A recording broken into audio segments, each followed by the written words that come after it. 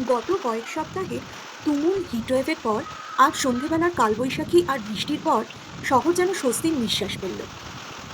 বৃষ্টি হলেই আমার মনটা কেমন যেন খিচুড়ি খিচুড়ি করে ওঠে।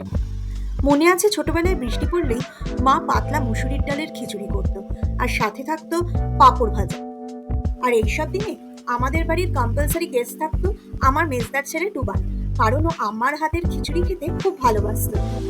তাই আজও বাড়িতে যখন মুসুরির ডালের খিচুড়ি হয় তখন টুবানের কথা খুব মনে পড়ে।